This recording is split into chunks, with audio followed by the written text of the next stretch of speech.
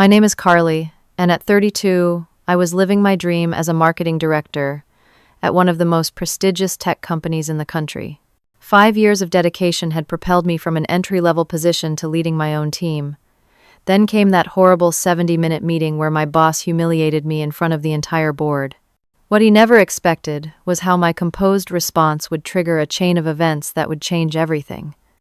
Sometimes standing up for yourself quietly is more powerful than any shouting match could ever be.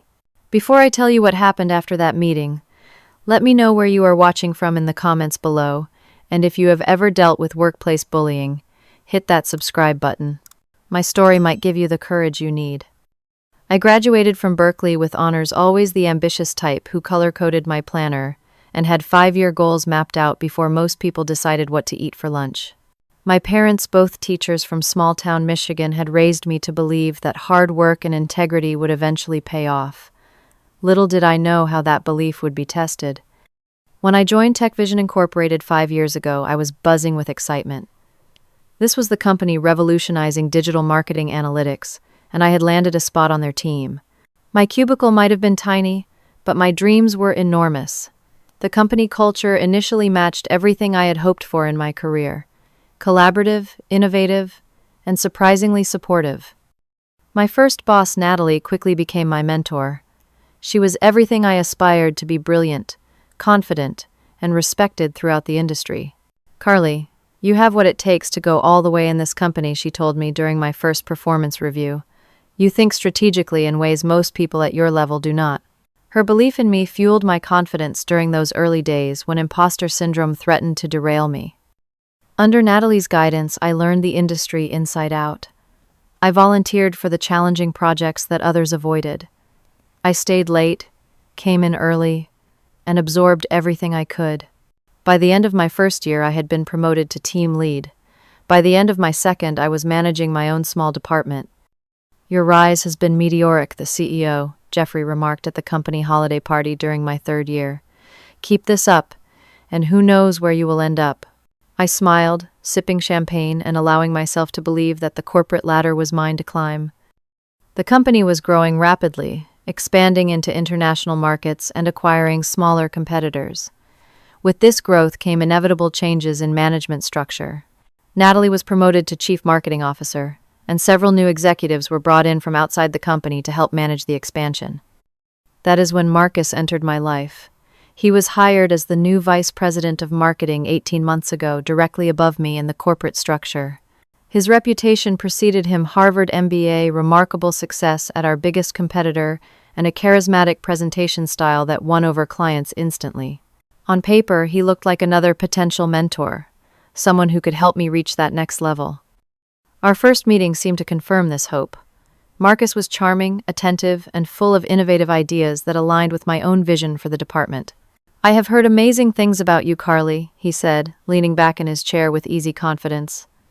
"I think we are going to make an incredible team." I left that meeting walking on air. With Natalie now focused on international strategy, Marcus would be my new day-to-day boss, and I was genuinely excited about the partnership. My team had grown to 15 people by this point, and we were handling some of the company's most important accounts. Having Marcus's experience to draw from seemed like the perfect next step in my career development. The team dynamic was strong before Marcus arrived. We had Taylor handling client relationships with her incredible interpersonal skills. James was our data wizard, who could turn complicated metrics into actionable insights. Diana managed our creative team with a perfect balance of artistic freedom and strategic direction. We functioned like a well-oiled machine, each person playing to their strengths. 3 months before everything fell apart, my team executed a campaign for our biggest client that gained industry recognition. We were featured in Marketing Monthly as an example of innovative digital strategy.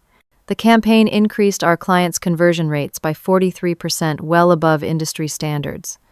I was proud of what we had accomplished together, and the recognition felt like validation of my leadership. Looking back, I realized that this success was the beginning of Marcus's animosity. While the article mentioned TechVision as a company, it specifically highlighted my leadership on the project. There was a photo of me and my team celebrating the campaign launch, but Marcus was not in it. He had been traveling during most of the campaign development, offering minimal input on our strategy. At the time, I was still naive enough to believe that Marcus would celebrate our department's success as his own win. After all, good leaders take pride in developing talent beneath them.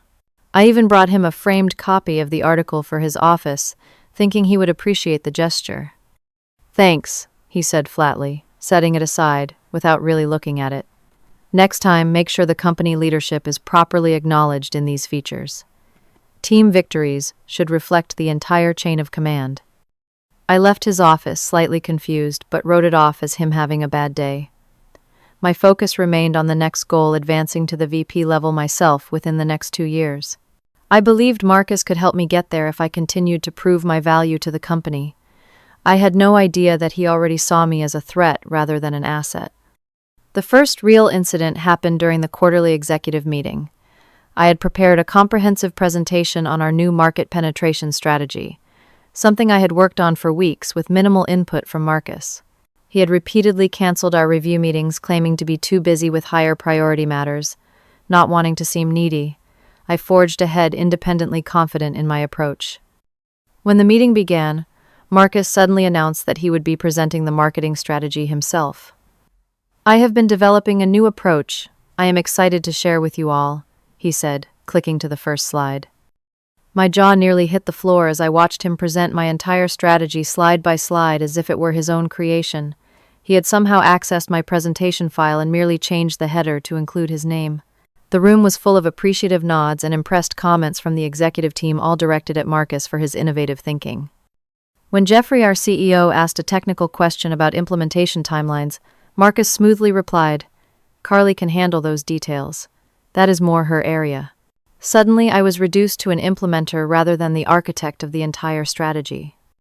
After the meeting, I approached Marcus privately. "I am a bit confused about what happened in there," I said carefully. "That was the strategy I developed. We had not discussed you presenting it instead of me." Marcus looked at me with cold eyes that contradicted his smile. "We are all on the same team, Carly. It does not matter who presents what. Besides, I made some crucial refinements to your rough draft. The executives respond better to my delivery anyway. You should be thanking me for getting your ideas approved so easily." I walked away, feeling disoriented, questioning myself. Was I being too sensitive? Was this just how things worked at the executive level, a place I had not yet reached? The second incident came 2 weeks later when I discovered I had been excluded from important meetings with our 3 largest clients. These were accounts I had personally managed for years, clients who specifically asked for me in communications. "Why was I not informed about the Apex meeting yesterday?" I asked Marcus, after discovering it had occurred.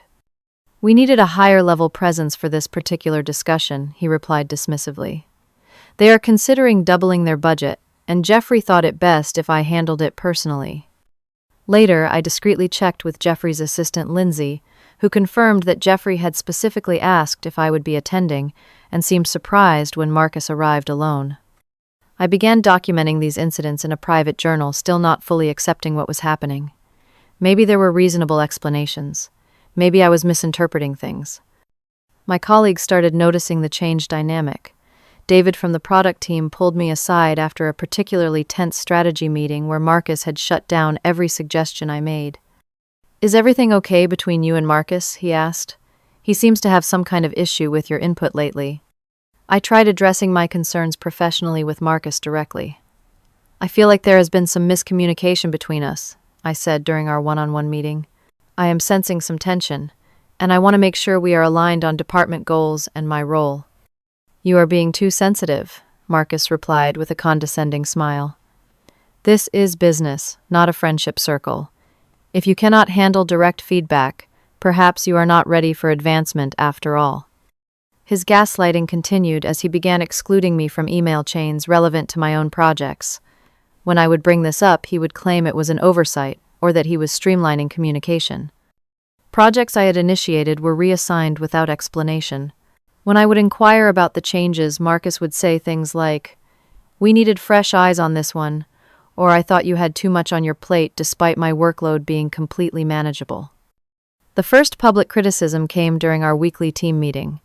Marcus interrupted my update on the Johnson account to say, "This approach seems elementary. I expected more innovative thinking from this team."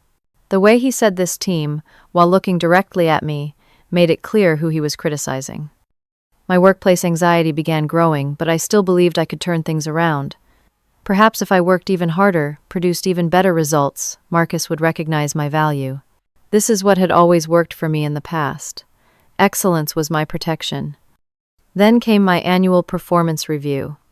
Despite my department exceeding all targets, despite the industry recognition, despite glowing feedback from clients, Marcus had somehow painted a picture of mediocre performance. Your communication skills need significant improvement, he wrote in the assessment. Sometimes presents as confrontational in meetings, struggles with accepting feedback, shows potential but needs closer management. I stared at the document in disbelief. This assessment bore no resemblance to my actual performance, and it would be in my permanent file. When I tried to discuss specific examples of these alleged issues, Marcus simply said, "This is my professional assessment. If you disagree, that only confirms my concerns about your receptiveness to feedback." I left that review meeting with the sinking feeling that I was being systematically undermined. Still, I held on to hope that I could somehow navigate this situation professionally. I had worked too hard to build my career at TechVision to give up because of one difficult boss. Over the next few months, Marcus's criticism became increasingly frequent and personal. What had started as subtle undermining evolved into open hostility. During a presentation to the marketing team, he interrupted me multiple times with comments like, "Is this really the best approach you could come up with? And I would have expected someone at your level to have a more sophisticated understanding of the market." The sabotage became more direct. Deadlines for my projects would suddenly change without notice. "Did not you get my email? I sent it last week," Marcus would claim, though no such communication existed. Information crucial to my projects was withheld until the last minute, setting me up for failure. "You need those client history reports." I assumed you already had access to those, he would say with feigned surprise, despite my multiple documented requests for exactly those materials. I began documenting everything meticulously. Every email, every request, every change in direction. I set up my email to confirm receipt and reading of messages. I started blind copying my personal email on crucial communications. After meetings with Marcus, I would send follow-up emails summarizing what had been discussed and decided. As per our discussion today, I will proceed with approach A for the Richardson account. Please let me know by Friday if you would like any adjustments to this strategy. Simple, professional, and creating a paper trail that would later prove invaluable. After particularly egregious incidents, I attempted to discuss my concerns with Marcus privately. I scheduled a meeting through his assistant, prepared talking points, and approached the conversation with as much professionalism as I could muster.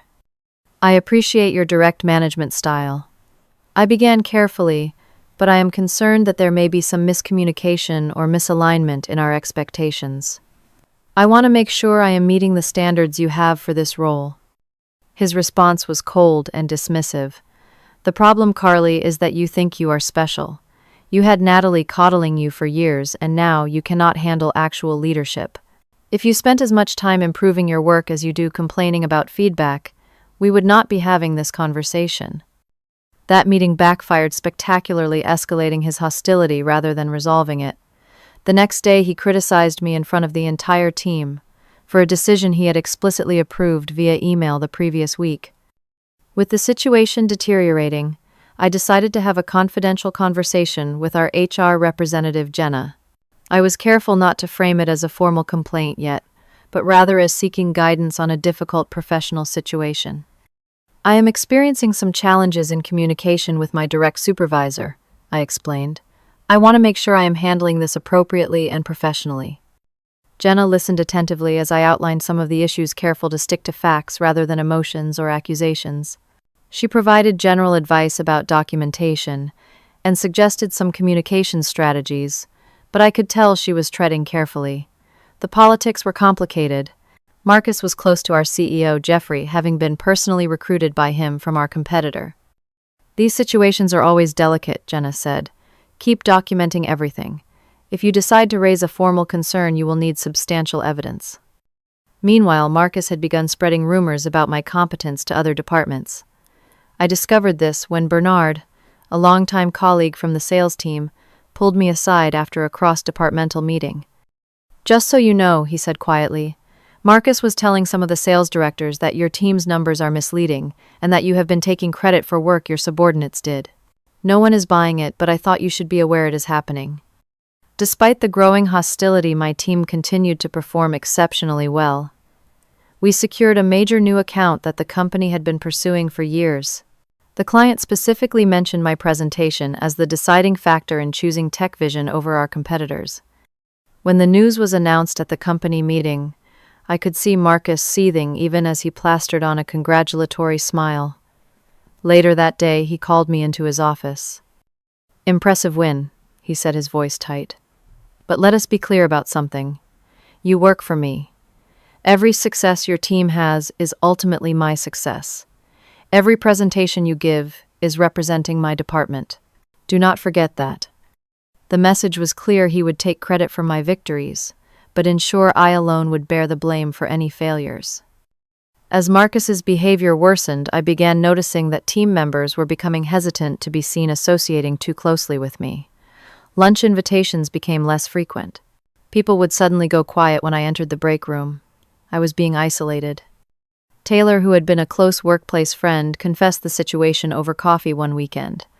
"Marcus pulled me aside last month and subtly suggested that tying my career too closely to yours might not be wise right now. He implied you might not be with the company much longer." My friend Ashley from college, who worked at a different company, advised me to start looking for another job. "This is classic workplace bullying, Carly," she said over dinner. "No job is worth your mental health. Update your resume and get out of there." Part of me knew she was right, but another part was determined not to be driven out unfairly. I had helped build TechVision's marketing success. I had clients who trusted and respected me. I had a team who relied on my leadership. Why should I be the one to leave because of one toxic individual? "I cannot let him win," I told Ashley.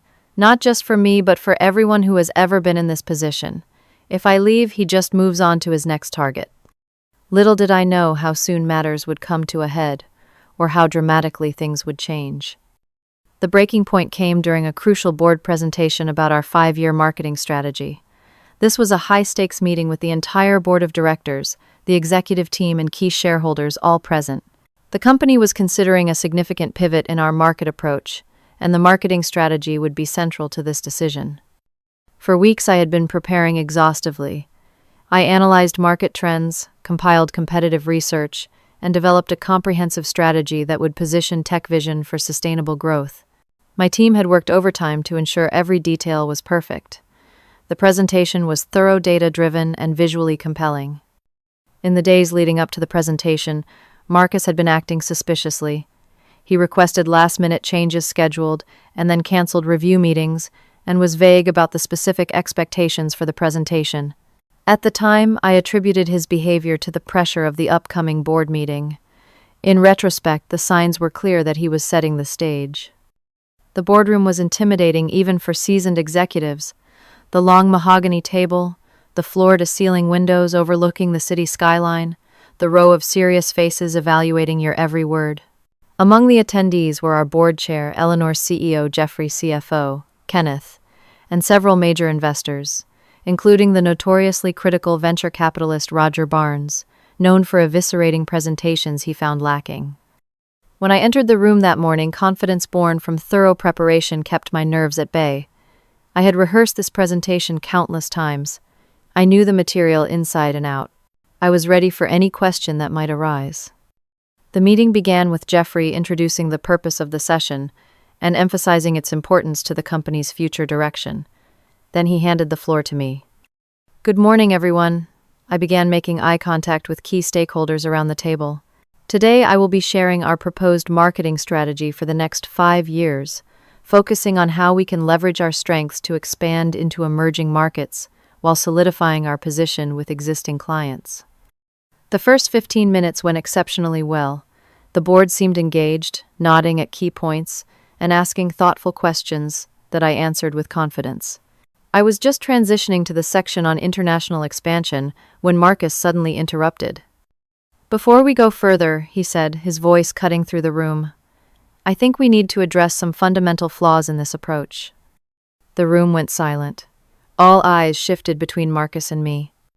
With all due respect, Marcus continued, turning to address the board.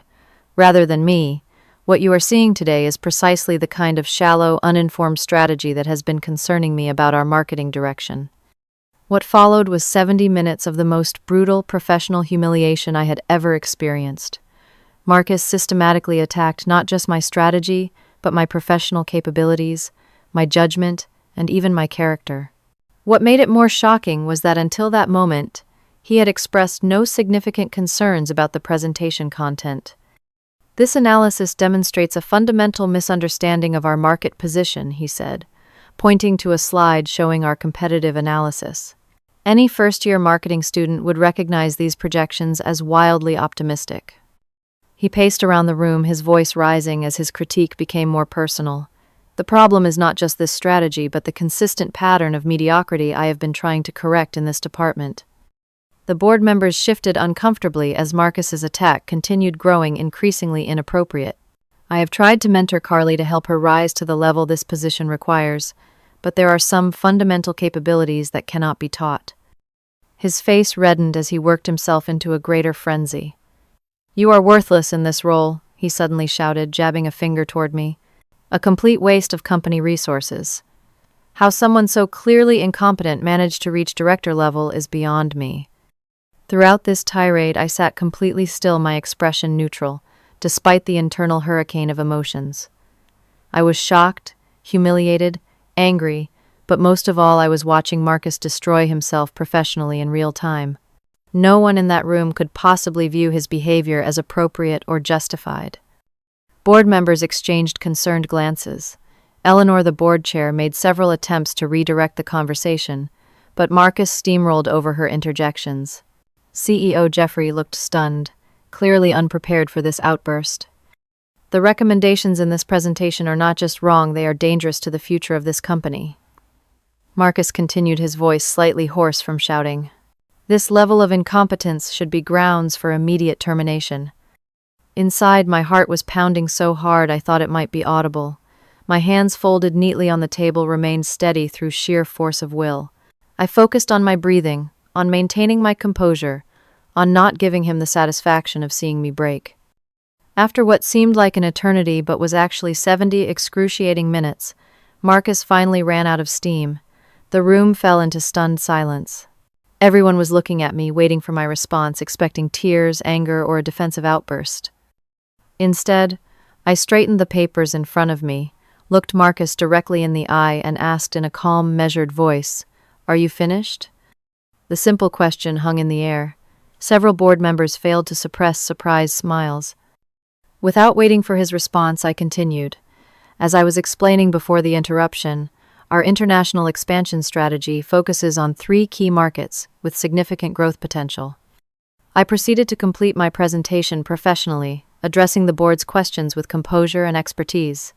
I even incorporated valid criticisms from Marcus's tirade into my responses, demonstrating flexibility and thoughtfulness. That is an excellent point about market saturation risks, I would say. Here is how our strategy accounts for those concerns. No one in the room could doubt who was behaving like a professional and who was not. When the presentation concluded, the tension in the room was palpable. Jeffrey quickly wrapped up the meeting, thanking everyone for their time and insights. As people filed out, several board members made a point of stopping to speak with me briefly. "Very impressive presentation," Carly said, Eleanor, the board chair, with meaningful emphasis. "Your professionalism today speaks volumes." As soon as I reached the privacy of my office, I closed the door and finally allowed my hands to shake. My phone buzzed with a text from Rachel, one of the board members. "What happened today was completely unacceptable. You handled it with remarkable grace. This will not be ignored." That evening alone in my apartment, the emotional dam finally broke. I cried from the humiliation, the stress, the anger of having endured months of escalating hostility, culminating in that public attack. But beneath the tears was a steely determination. This had gone far beyond ordinary workplace conflict. This was textbook harassment, and I had remained professional throughout, while Marcus had shown his true colors in front of the most powerful people in the company. As I calmed down, I made a decision. This ended now. No more documentation, No more hoping things would improve, no more strategic patience. It was time for direct action. I opened my laptop and began organizing all the evidence I had been meticulously collecting for months, preparing for what I knew would be the most important meeting of my career the following morning. That evening was a blur of focused activity. I compiled all my documentation into a clearly organized report, emails showing Marcus taking credit for my work communications where he provided contradictory directions, meeting notes, documenting his inappropriate comments performance, reviews from before his arrival, showing my exceptional track record client testimonials, specifically praising my work, and a timeline of escalating incidents. I also wrote a detailed account of the board meeting while it was still fresh in my mind, including verbatim quotes from Marcus's tirade. I knew that several people in that room had been recording the presentation for note-taking purposes, as was common practice for board meetings, which meant there would be audio evidence of the entire incident. Before finalizing my approach, I called Bernard, my trusted mentor from a previous company who now worked as an executive coach. He had guided me through difficult professional situations before. "This crosses every professional line," Bernard said, after I recounted the day's events. His behavior was not just unprofessional, it was textbook harassment. "You have a solid case and you handled the immediate situation perfectly." "I am worried about retaliation," I admitted. "Marcus is close with Jeffrey. What if this backfires?" "From what you have described, multiple board members witnessed this behavior. The company has significant legal exposure here. Smart leadership will recognize that immediately. Go directly to HR tomorrow with your documentation. Be factual and unemotional, and request immediate intervention." My phone began buzzing with emails and messages from witnesses expressing shock and support. Diana from my team wrote, "What happened today was horrific. The entire team has your back. Let us know what you need from us." James, my data analyst, sent a simple message, "Documentation of everything I have witnessed ready if you need it." I slept poorly that night, rehearsing what I would say, anticipating counter-arguments, preparing for various scenarios. By morning, I felt simultaneously exhausted and hyper-alert, running on adrenaline and determination. At exactly 8:30 the next morning, I walked into the HR department and requested an urgent meeting with Thomas, the HR director. His assistant took one look at my face and immediately ushered me in without the usual scheduling protocols. Thomas, a seasoned HR professional who had been with the company for over a decade, listened intently as I calmly presented the situation. I began with the board meeting incident, then methodically worked backward through the pattern of behavior leading up to it. Throughout, I remained factual, avoiding emotional language or personal attacks on Marcus. "Here is all the documentation," I said, sliding a USB drive across the table. Emails, meeting notes, performance evaluations, witness accounts, everything organized chronologically.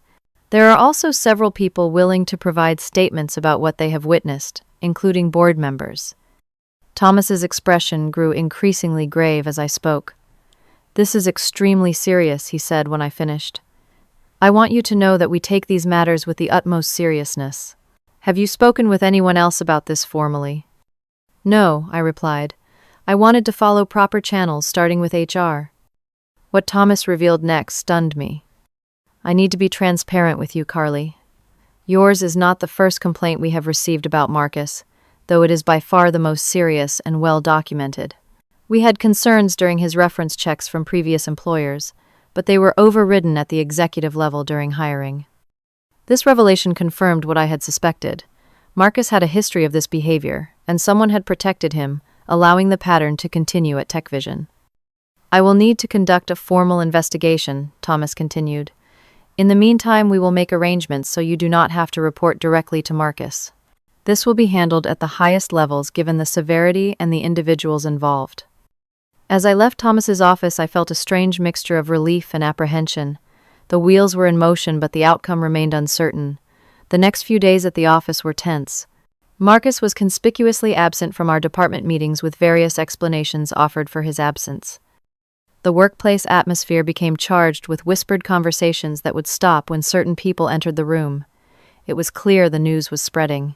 My team members showed their support in small ways. A coffee left on my desk, offers to take on extra tasks, small gestures of solidarity. On the third day after my complaint, Marcus suddenly appeared at my office door. His face was tight with barely controlled rage. "We need to talk," he said, closing the door behind him. "This ridiculous complaint needs to be withdrawn, now." I felt my heart rate spike but kept my expression neutral. "This is not an appropriate conversation, Marcus. Any discussions about the complaint should go through HR and with proper representatives present." "Do you have any idea who you are messing with?" he hissed, leaning across my desk. "One call from Jeffrey and your complaint disappears along with your career. Be smart and drop this while you still can." "Are you threatening me?" I asked calmly, reaching for my phone. "Because I am happy to call Thomas right now and add witness intimidation to the complaint." Something in my steady gaze must have communicated my resolve. Marcus straightened up, adjusted his tie, and forced a cold smile. "Just trying to give you good career advice. Think carefully about your next move." He left, closing the door with exaggerated gentleness that somehow seemed more threatening than a slam would have been. I immediately called Thomas and reported the interaction. Within an hour, Marcus was called to an emergency meeting with HR legal counsel and CEO Jeffrey.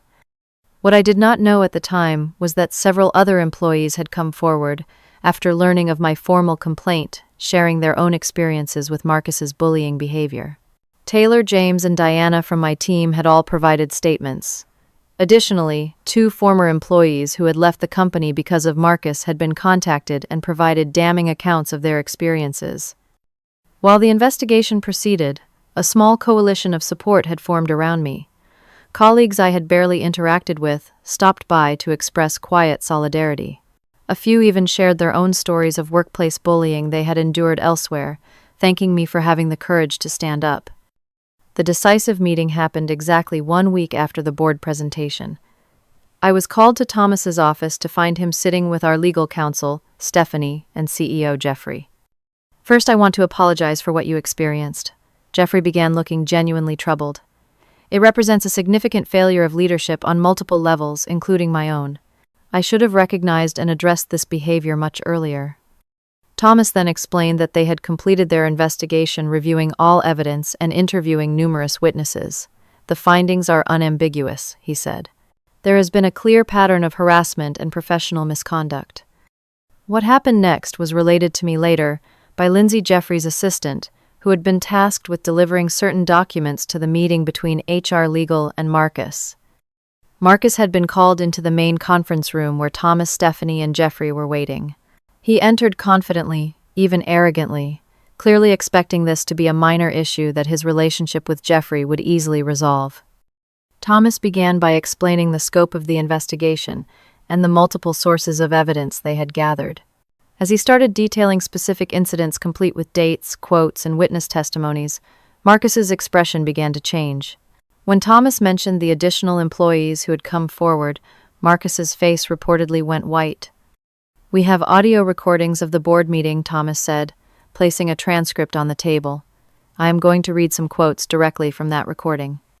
As Thomas read Marcus's own words back to him, the blood completely drained from his face. He attempted to interrupt several times, but Jeffrey held up his hand.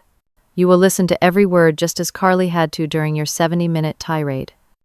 When presented with the extensive evidence and the seriousness of the company's liability, Marcus reportedly attempted to shift blame, claiming I had performance issues that had pushed him to frustration, that I was manipulating the situation, that this was a personality conflict, being blown out of proportion. "This meeting is not a negotiation or a discussion," Stephanie, the legal counsel, stated firmly. "Based on the evidence, the company has made its decision. Effective immediately, you are being placed on administrative leave, pending the finalization of your separation agreement." That was the moment, according to Lindsay, when Marcus truly understood the severity of his situation. His face went from white to gray. "You cannot be serious," he stammered. "Over one bad meeting after everything I have done for this company." "This is not about one meeting," Jeffrey said. "This is about a pattern of harassment, bullying, and unprofessional behavior that has created a hostile work environment. The board has been briefed and fully supports this decision." Marcus was escorted from the building by security, a standard procedure for situations involving immediate administrative leave. By afternoon, a company-wide email had been sent from Jeffrey addressing the situation in carefully worded language. "TechVision is committed to maintaining a workplace environment that upholds the highest standards of professional conduct and mutual respect. We have a zero-tolerance policy for behavior that contradicts these values. Effective immediately, Marcus Johnson is on administrative leave. We are making appropriate leadership arrangements to ensure continuity of operations and will communicate further details soon. Everyone in the company could read between the lines. The message was clear: harassment would not be tolerated regardless of one's position or connections. For me, the outcome brought mixed emotions. Vindication, yes, but also exhaustion from the months of stress and the intensity of the past week. I had stood my ground, and truth had prevailed, but the victory felt complex rather than triumphant. The 2 weeks following Marcus's departure were filled with uncertainty. The marketing department existed in a strange limbo, technically leaderless at the VP level, but functioning surprisingly well without Marcus's toxic influence. Our team meetings became more collaborative, with people freely sharing ideas without fear of humiliation. Jeffrey appointed Elaine, a respected senior director from product development, as interim department head while they determined next steps. She was experienced and kind, with a leadership style that emphasized collaboration rather than intimidation. "I am just here to support you all during the transition," she told us during her first meeting with the team. "From what I can see, you are already doing exceptional work. My job is to remove obstacles and make sure you have what you need to continue that excellence." The change in atmosphere was immediately noticeable. Team members who had been quiet for months began contributing ideas again. Projects that had stalled under Marcus's micromanagement began moving forward. Even small things changed, like people lingering after meetings to chat instead of rushing back to their desks to avoid scrutiny. On Friday of the second week, the official announcement came through: Marcus's employment with TechVision had been terminated. The company had reached a separation agreement that included a non-disclosure provision standard in such situations to protect both parties from public disparagement. Later that afternoon, I was called to a meeting with Jeffrey, Thomas, and Stephanie. They presented me with a formal apology from the company and a compensation package addressing the hostile work environment I had endured. "We failed you as an organization," Jeffrey said, looking me directly in the eye. "This should never have been allowed to continue as long as it did. I want you to know that we are taking concrete steps to ensure this type of situation cannot happen again." Those steps included mandatory management training on workplace harassment, revised reporting procedures to protect employees from retaliation, and an independent review of the company's culture and HR practices. Back in the department, reactions to Marcus's termination were mixed. Most people were openly relieved, especially those who had directly experienced his bullying. A few individuals who had aligned themselves closely with Marcus seemed resentful occasionally, making comments suggesting I had overreacted or played office politics. The healing process was neither quick nor linear. I began seeing Dr. Rivera, a therapist specializing in workplace trauma, to process the emotional impact of the months of harassment. Our weekly sessions helped me recognize how deeply the experience had affected me, from disrupted sleep patterns to hypervigilance in professional settings. Workplace bullying creates the same stress responses as other forms of trauma, Dr. Rivera explained.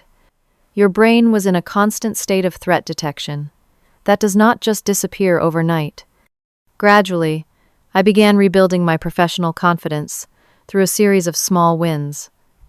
I successfully led negotiations with a challenging client. I mentored Taylor through her first major presentation. I restructured our reporting process to be more efficient. Each accomplishment helped reset my internal narrative from victim to capable leader. The company implemented the promised training on workplace harassment, with all managers and executives required to attend.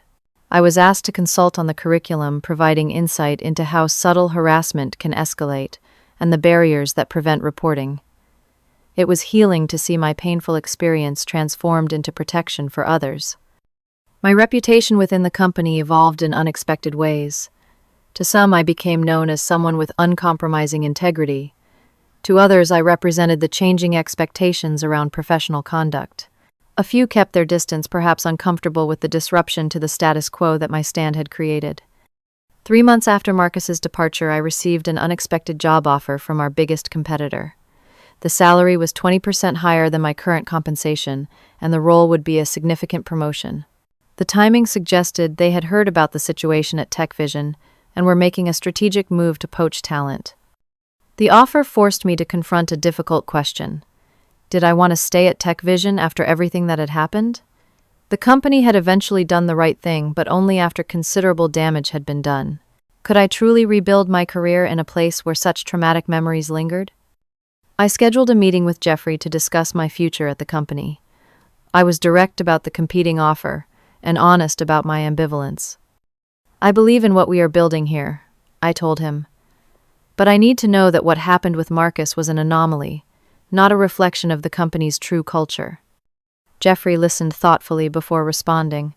The easy answer would be to promise you it was an isolated incident and beg you to stay.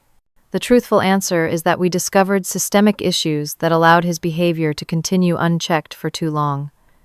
We are genuinely committed to addressing those issues, but that work is ongoing.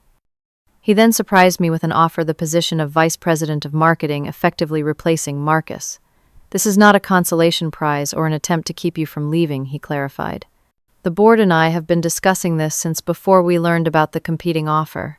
Your handling of the entire situation demonstrated exactly the kind of leadership and integrity we need. The offer was tempting but complex. Taking the role meant staying in the environment where I had experienced such trauma, but it also presented an opportunity to reshape that environment for myself and others. I need certain conditions before I would consider accepting, I said, prepared with a list I had carefully considered. These included direct board access for serious concerns involvement in revising the company's harassment policies budget for team building and culture repair, and a commitment to improving diversity in leadership positions. Those are all reasonable and aligned with changes we should be making anyway. Jeffrey agreed. Is there anything else you need to make this transition successful? Yes, I said. I want to implement structural changes to the marketing department. The current hierarchy contributed to the problems with Marcus by consolidating too much power in one position and limiting paths for concerns to be raised. Over the next 2 weeks, we developed a plan for reorganizing the department with more distributed leadership and clearer accountability. When the changes were finalized, I accepted the promotion. My first meeting as VP of Marketing was nothing like Marcus's approach. Instead of positioning myself as the source of all wisdom, I acknowledged the team's resilience during difficult times and outlined my vision for a collaborative, respectful department, where everyone's contributions would be valued. We have a unique opportunity, I told them. We can build something better than what existed before, not just in our marketing strategies, but in how we work together.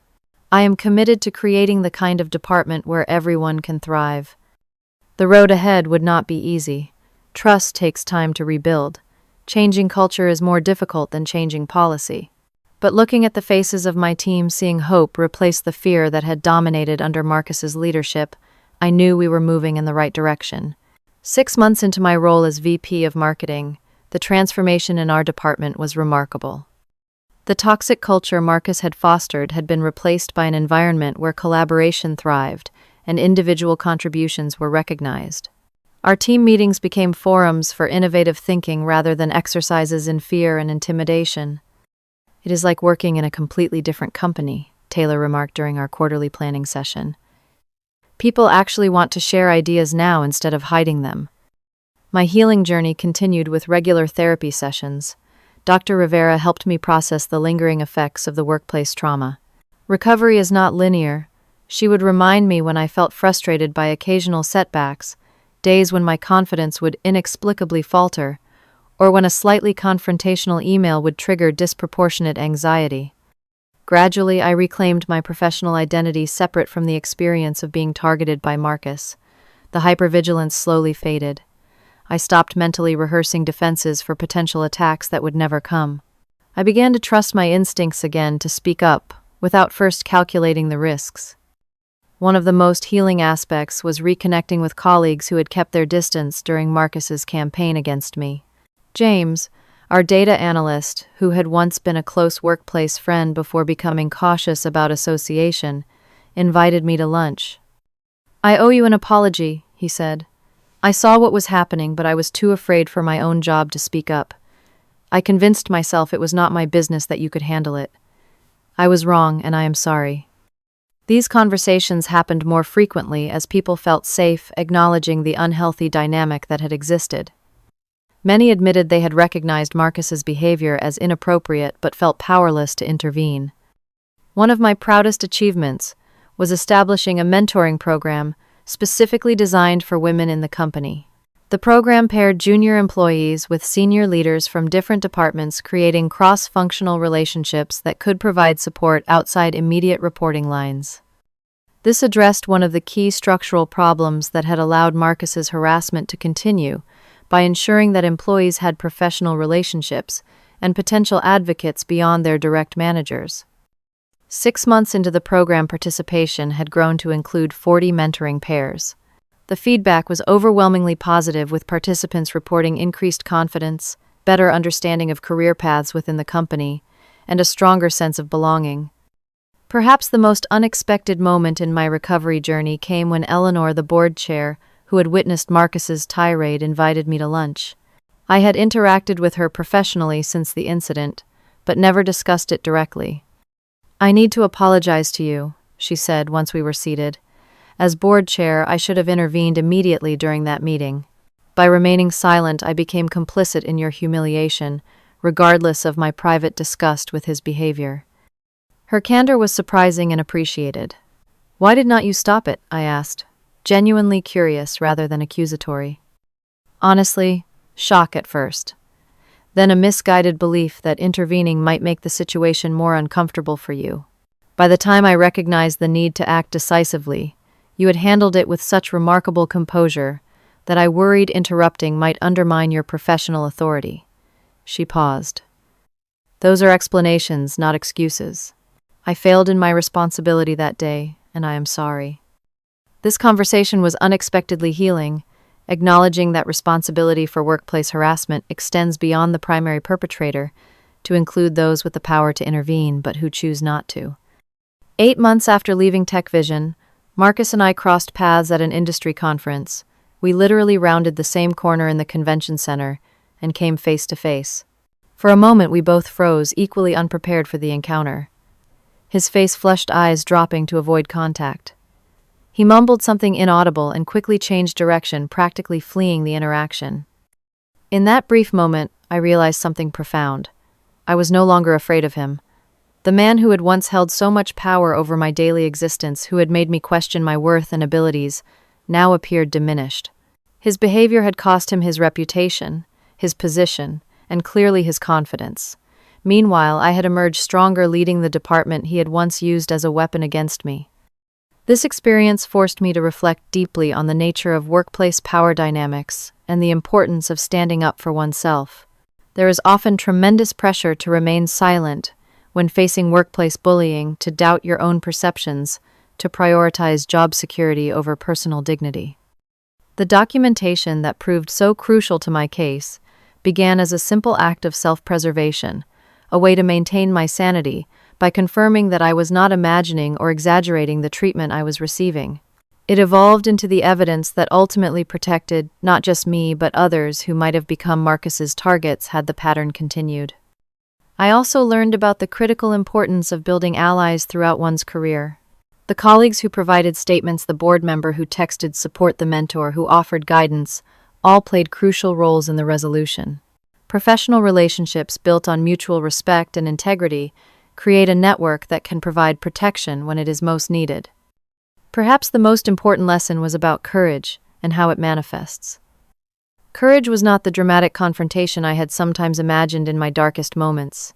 It was not a perfectly worded rebuttal or a righteous public denouncement. Instead, courage was documentation when I wanted to forget, maintaining professionalism when I wanted to scream, saying simply, "Are you finished?" when 1,000 angry responses crowded my mind. My phone rang one afternoon with a call from a number I did not recognize. It was Alicia, a former team member who had left TechVision during Marcus's tenure. "I just heard about what happened," she said. "About what you did. I wanted to thank you. I left because of him, you know. The constant criticism, the gaslighting, being set up to fail. I thought there was something wrong with me. Learning that he was finally held accountable, it heals something even after the fact." Conversations like this reinforce that standing up against workplace bullying rarely affects just one person. Like ripples in a pond, the impact extends outward, sometimes reaching people you may never meet. As our department's success continued to grow under new leadership principles, I realized that the experience had fundamentally changed how I viewed professional relationships and workplace culture. I became a fierce advocate for transparent communication, clear expectations, and prompt addressing of concerning behavior patterns. The company itself underwent significant cultural changes with new policies that made reporting harassment safer and more straightforward. Regular anonymous surveys measured employee satisfaction and identified potential issues before they could develop into hostile environments. Looking back on that 70-minute meeting that changed everything, I sometimes marvel at how a moment of extreme professional humiliation eventually led to positive transformation, not just for me, but for the entire company. The simple act of maintaining composure and dignity in the face of abuse proved more powerful than any retaliation could have been. Have you ever had to stand up against workplace bullying or harassment? How did you handle it? I would love to hear your stories in the comments below.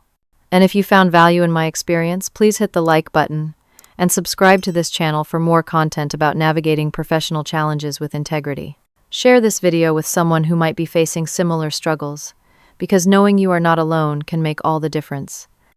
Thank you for listening to my story, and remember, sometimes your greatest strength lies in simply maintaining your dignity when others lose theirs.